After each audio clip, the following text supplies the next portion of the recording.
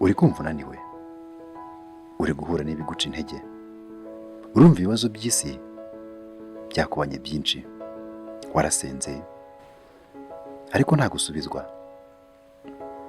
Muvandimwe, nimba ari ibi bihe uri kubamo, inkuru y'uyu munsi ni wowe nayiteguriye.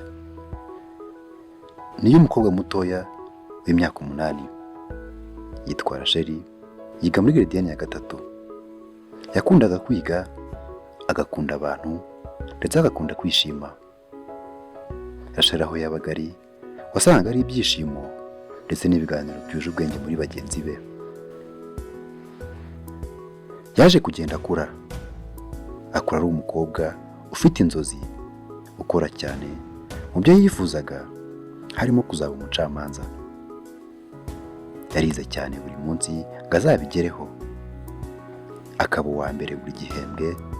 Abarimu, abanyeshuri, abaturanyi, ababyeyi, buri wese yaramukundaga bitewe n'ukuntu yari umwana mwiza usangiza buri wese bahuye ibyishimo ndetse n'ibitekerezo by'indashyikirwa. Rachel yakundaga ipusi cyane, yari azifite ari ebyiri iwabo. Umunsi umwe ipusi imwe yaraturutse irasohoka, asohoka yikurikiye ngo ayigarure, nuko agenda yihamagara, irakomeza ikata ijya inyuma y'urugo.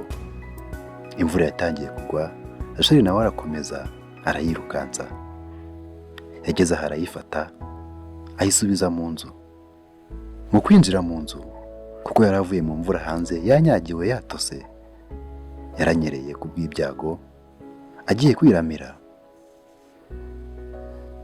Afata ku gikuta aho bacomeka, agira ibyago, afata ku masinga yari yaracitse.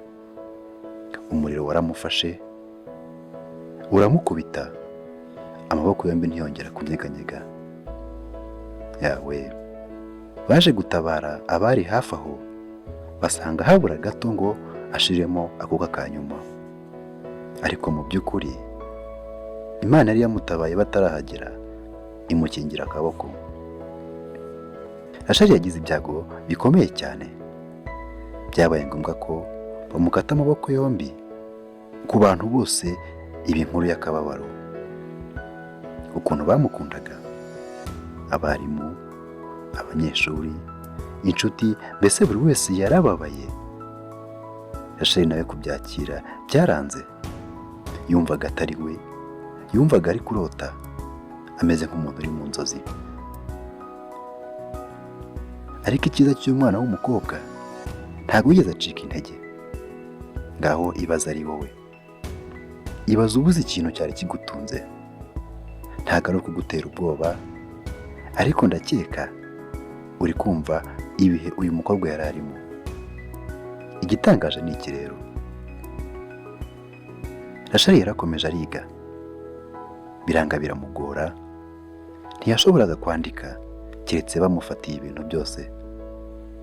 Ubuzima bwaramukomereye, ariko ntiyigeze acika intege ku nzozi zo kuba umucamanza yari yarakuranye. Hashize igihe gito, yatangiye kwiga kwandikisha amaguru. Agera aho arabimenya ndetse arabimenyera. Yaje gukora ibizami arabitsinda, ndetse ku manota ye menshi abona buruse yo kwiga mu mahanga. Ariga ararangiza, ubu ni umucamanza ukomeye cyane, afite umuryango ndetse aranezerewe. Mu by'ukuri ubuzima twese twabuciyemo, guhura n'imbogamizi, ukumva unaniwe, ukumva uri wenyine, ukumva ntawe ugukunda, ukumva urushye igihe wirukankiye. Muri make ukumva wanze ubuzima.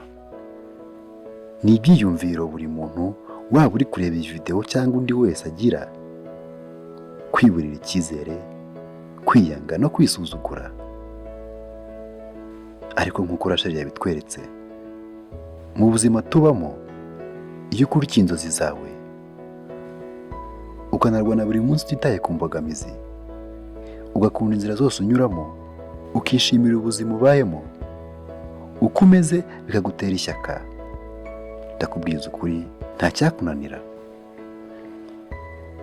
nta cyaba kidashoboka kugeraho mu byo wifuza byose. Rubyiruko, namwe babyeyi, ubuzima tubamo buragoye kandi burakomeye. Kubaho utazi ngo ejo bizagenda ute? Ese nzabaho kugeza ryari? Ariko nshuti yanjye, mu gihe Imana igutije ubuzima, ntuzigendane mucika intege. Burya nta kintu cyiza mu buzima nko kugera ku kintu warwaniriye mu bihe bikomeye. Nk'uko Umunyarwanda yabivuze ngo nyuma y'amakuba, uko byagenda kose haba hari amahoro. Ibihe bikomeye biza kandi bizahora biza kuri buri wese, ariko uko uzabyitwaramo nibyo bizakugira umugabo. Urakoze kureba iyi video. Nitwa King Vicky. Gira amahoro kandi uhorane imigisha.